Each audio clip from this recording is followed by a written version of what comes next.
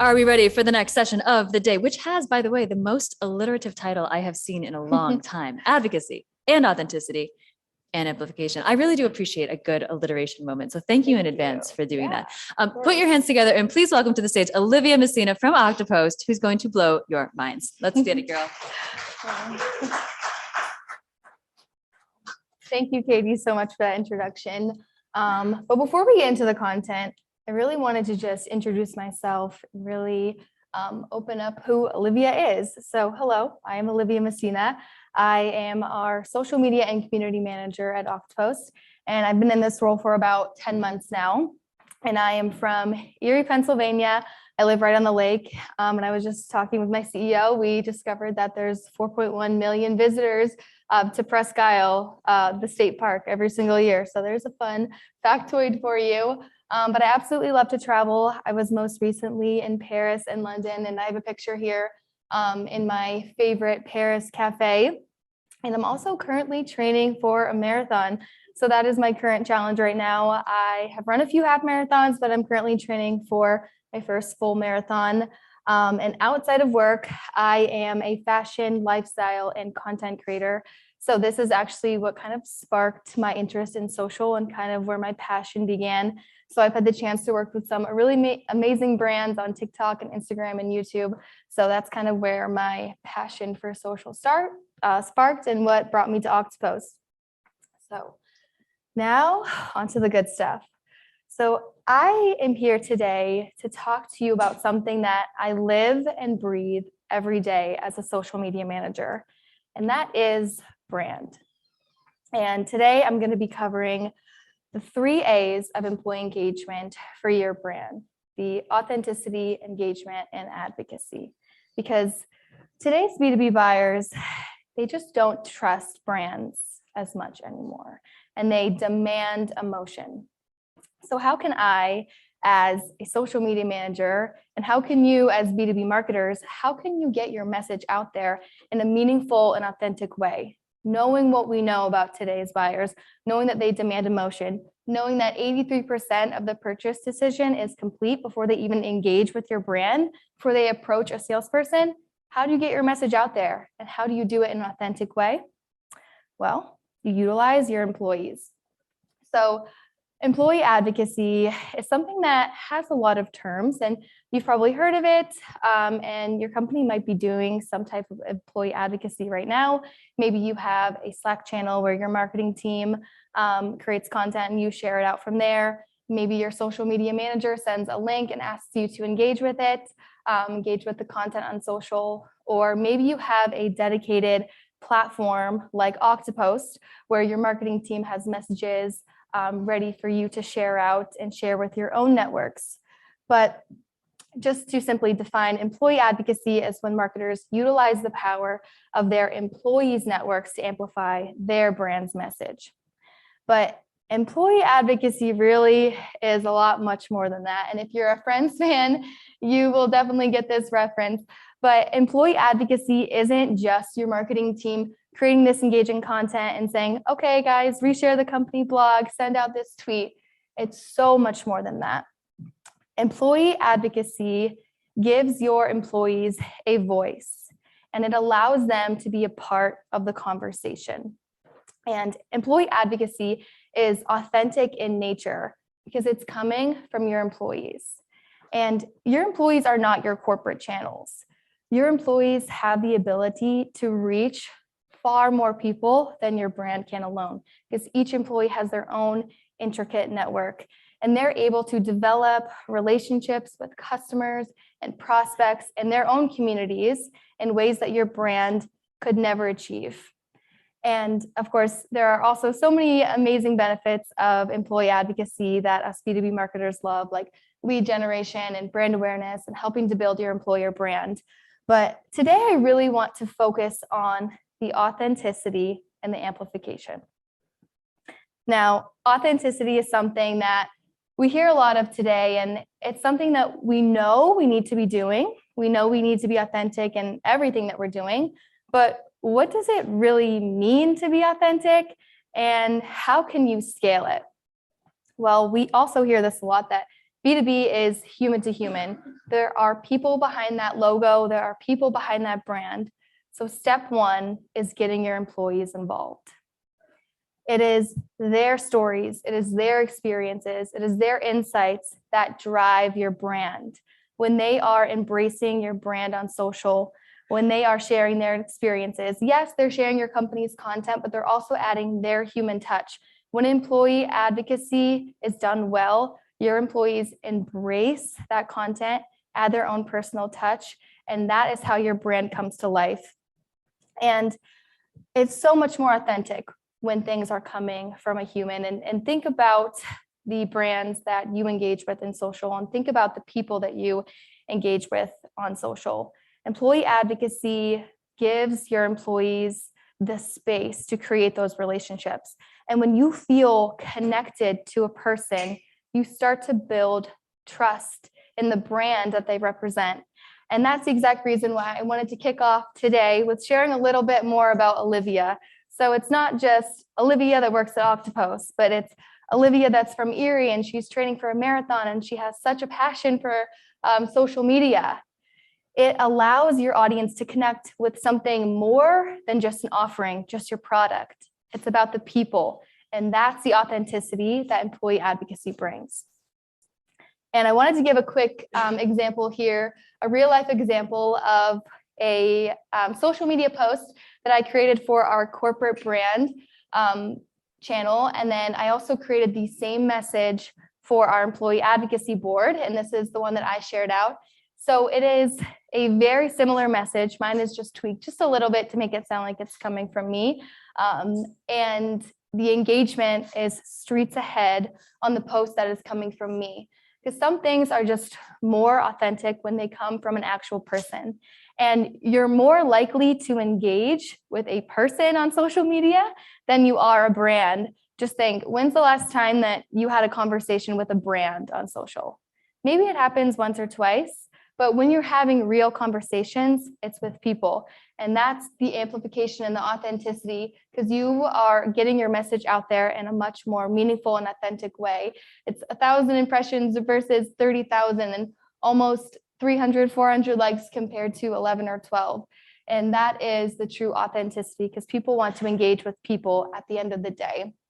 And the amplification part of it, now this is where it really gets good, because if you want your brand's message to come to life, if you want your brand to come to life in a more meaningful way, your brand can't go it alone. You have to utilize your employees, because each employee has their own network.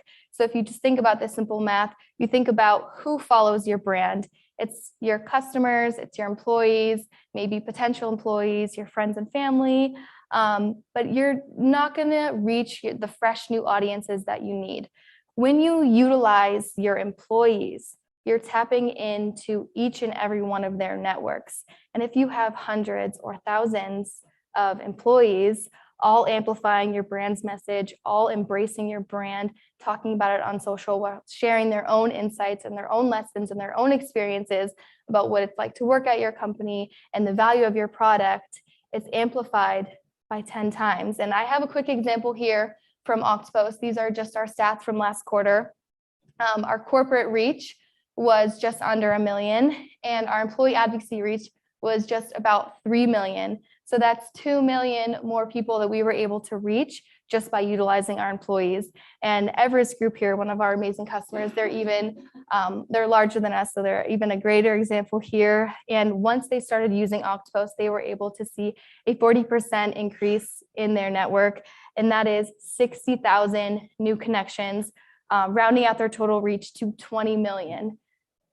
That is powerful. That is the amplification that employee advocacy brings. And that 20 million would not be possible without utilizing each of your employees.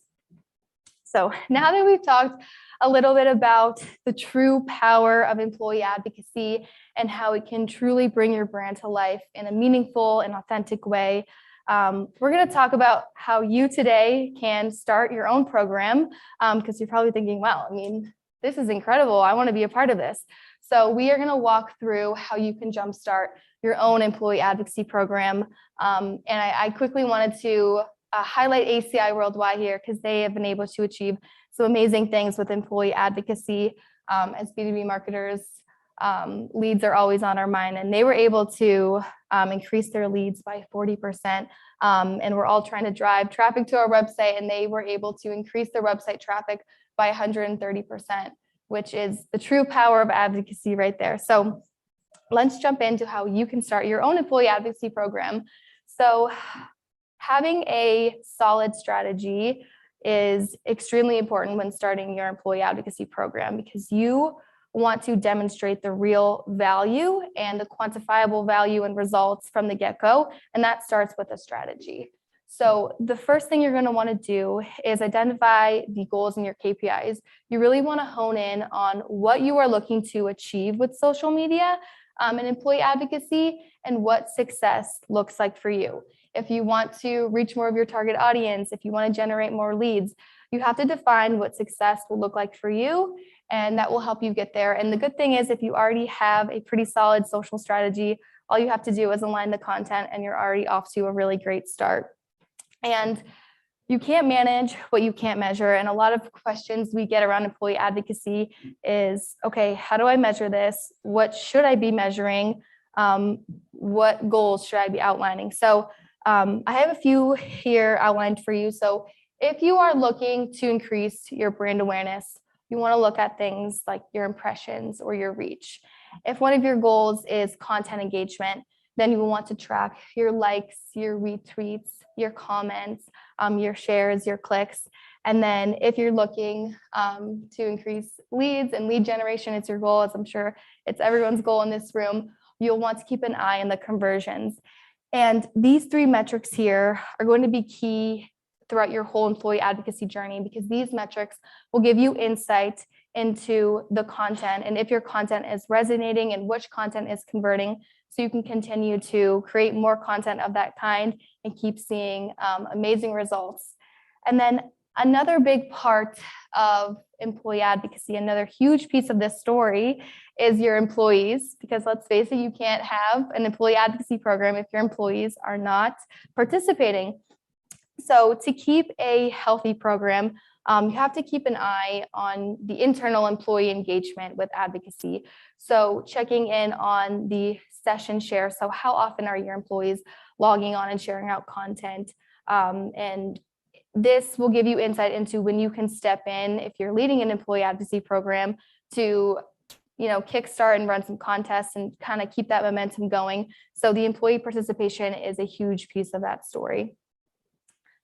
And you're probably wondering, okay, employee advocacy seems amazing. I want to get started, but what content should we be sharing? So the content that marketers can be creating for the rest of their team, it's going to be right in between what the message they want to get out and the message that your employees want to share. And I want to quickly highlight Capco here. I think we might have a Capco. Yeah, we have a Capco member in the audience. This is kind of their recipe for employee advocacy, and they've been able to achieve 13 times more conversions with this kind of recipe. So the majority of their employee advocacy content is thought leadership content or curated content. So that's the majority of it. And then 25% of their content is dedicated to company culture. And company culture, I've always seen, performs probably the best on social, because again, that ties into that authenticity. You are seeing another person, you're getting insight into what it's like to work at that company. And it's really helping to build your employer brand. And then just 5% is dedicated to recruitment, which it might seem like a small amount, but since they have so much company culture content and thought leadership content, and their employees are building themselves up as industry leaders, the 5% might sound small, but their audience is already warmed up to it and they already want to take part. So I also want to highlight something really quickly here with Capco. It's something that we've seen and our employees or our customers have seen as well, is employee advocacy is outperforming paid ads. So you can see up here, Capco shared a message on their employee advocacy board, and they also shared it through paid ads. And the employee advocacy outperformed, as it does time and time again. All right, so now we've covered some of the measurable metrics. that you can use when creating your strategy. And we talked a little bit about the content. I want to briefly touch on how you can start to onboard your employees and get started. So when you are going to start an employee advocacy program, you will want to start with a small pilot. And you will run a pilot program for about a month. And this will be your time to kind of get all the kinks out. You will test, it'll be trial and error. So a very, very important part of this is choosing your initial advocates, because these advocates, you want them to be your strongest chance at getting buy-in from executives and leadership, and then the rest of the company at some point. So in organizations, most of your individuals will fall somewhere on this scale. So you have your social majority. They are the individuals that use social media here and there. Maybe they're posting, but maybe it's not the most frequent. They don't really have their personal brand built up, but they use social media. They understand social, but maybe they're not sure what content to be sharing and when they should be sharing it. Then you have your social curmudgeons. And this is the group that doesn't really use social media. They don't really think that them sharing a post on social will make a difference. And they're not really for it, but it's okay. We can convince them. And then you have your social enthusiasts. And these are the individuals you want in your initial pilot program, because they have built their personal brands. They understand the value of social. They're excited to share content, and they're excited to take part in the brand and showcase the brand on social. So they will be your best bet for demonstrating success from the get-go. And they are probably already in customer-facing roles like customer success or sales or marketing. So they're going to be your best bet from the get-go. But employee advocacy is a two-way street. So you will have to get buy-in from all of your employees. So just as much as it's in it for you as a brand, there's also something in it for your employees as well. And you really have to demonstrate that value to them. So employee advocacy builds up each employee as a thought leader in the space, makes them an industry expert when you are sharing relevant industry content and thought leadership pieces. It builds up their own personal brand. And then again, if you're in sales, this stat I always love, because 78% of salespeople who utilize social media as a part of their sales technique outperform their peers.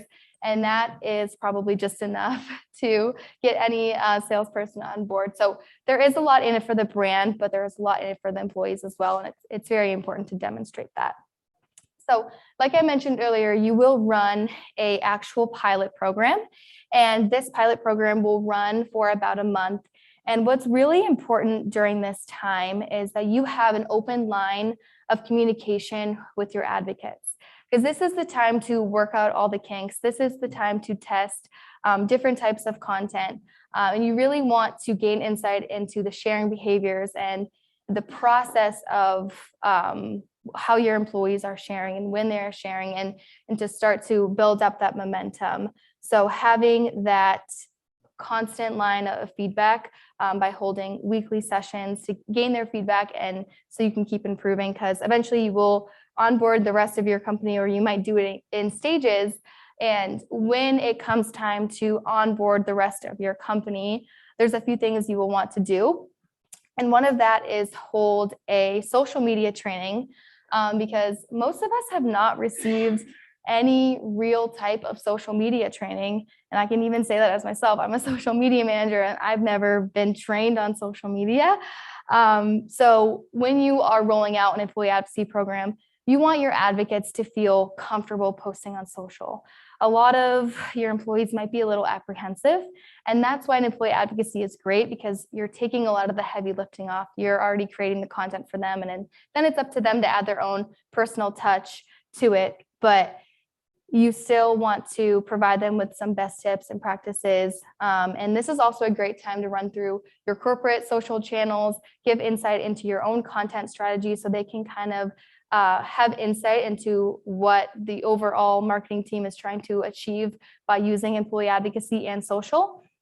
And this is also a really good time, if your company does have a social media policy, to go over it. I know a lot of employees might also be apprehensive. They don't know what they can share, what's okay to share, especially if you're in a regulated industry. So if you do have a social media policy, this would be the time to go over it.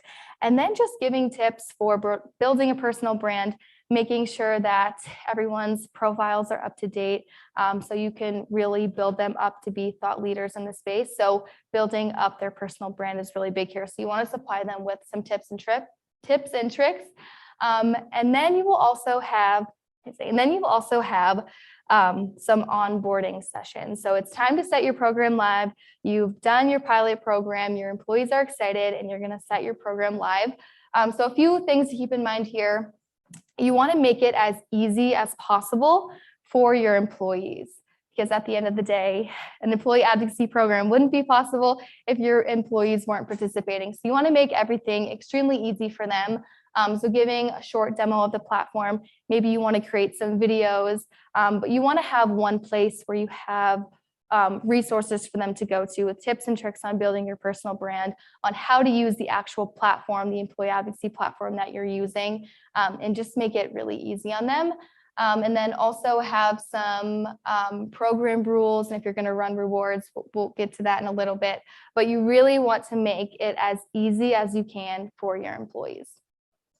So once you launch your employee advocacy program, everyone is probably going to be really excited in the beginning. They're going to be really excited to start sharing content and participating in the brand and bringing your brand's message to life. And you will see a high number of shares in the beginning. But over time, they'll probably start to dwindle, and you will start to see a dip in employee advocacy shares. And that's normal. It happens. And that is why we can gamify. So this is one of the most fun parts of an employee advocacy program, is kind of gamifying it.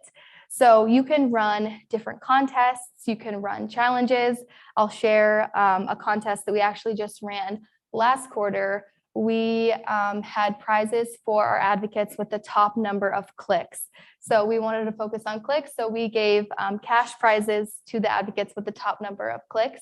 And just by implementing that contest, we saw a 60% increase in engagement just by hosting a contest. So gamifying your advocacy program does work, and everyone loves a little friendly competition. And it doesn't always have to be a physical prize or a cash prize.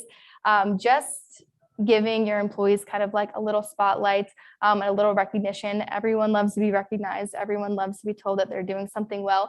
So even just posting on Slack or having a weekly or monthly email highlighting the top advocates, that can be enough sometimes to have that motivation there. And also always allowing time for content feedback, because again, it is also about your employees as well. And if you want them to participate, you want to keep them happy and you want to keep a healthy program. So I've seen some of our customers hold office hours where they just have an open Zoom link, and everyone in the program can come on, give feedback, ask for advice, if they want to share tips and tricks. So allowing room for that feedback is key.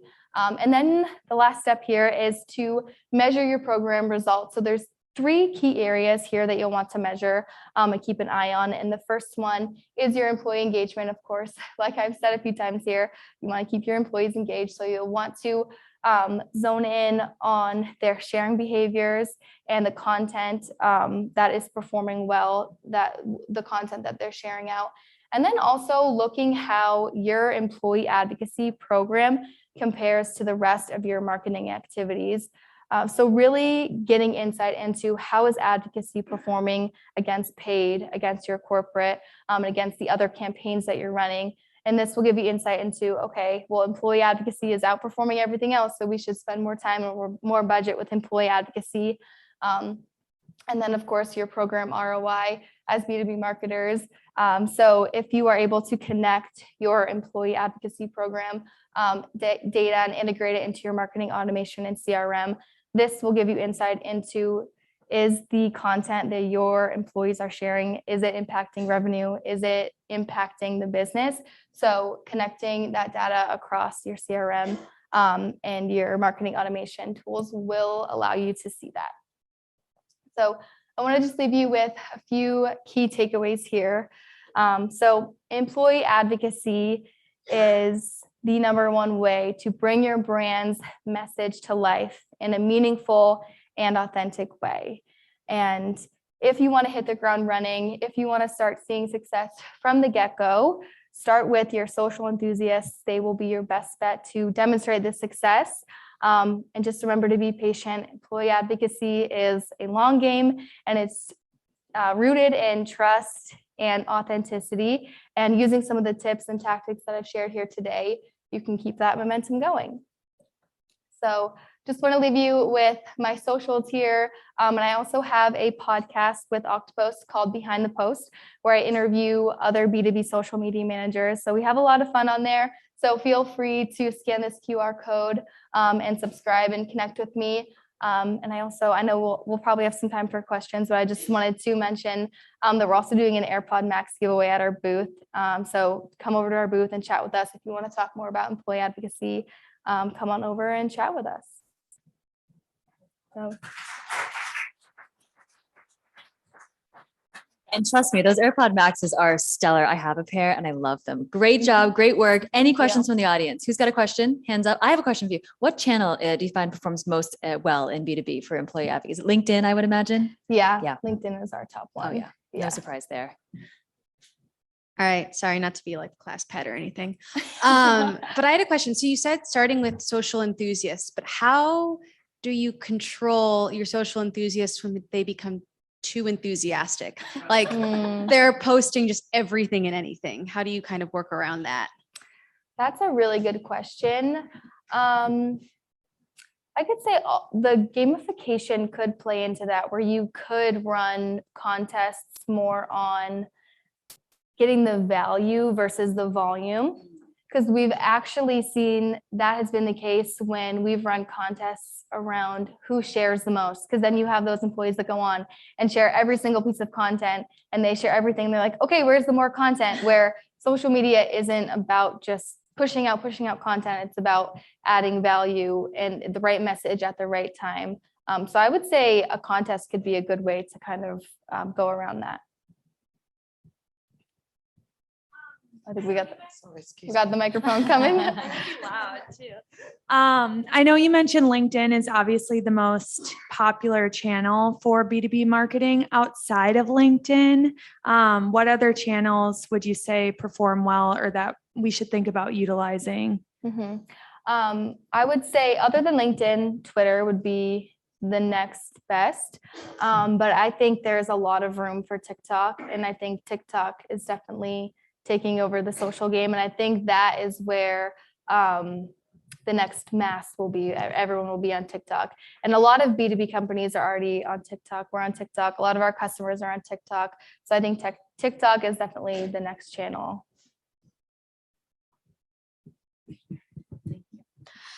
Great presentation, by the way. That was fabulous. What do you find most effective when you post, like written content, blog posts, links, images, etc.? So for us, so two things here. First, our top performing campaign is always our company culture campaign, because it highlights our employees, and we see that across our corporate and our employee advocacy. But other than that, we have seen a huge shift into video content. And it's something that we've kind of changed with our strategy because we've seen it worked well. So for us, it is video content, but then also images of our team and kind of showing insight on what it's like to work at Oktopost. Any final questions? Any more questions? All right, then a round of applause for Olivia. Thank you very, very much, my love. Good work. Good work.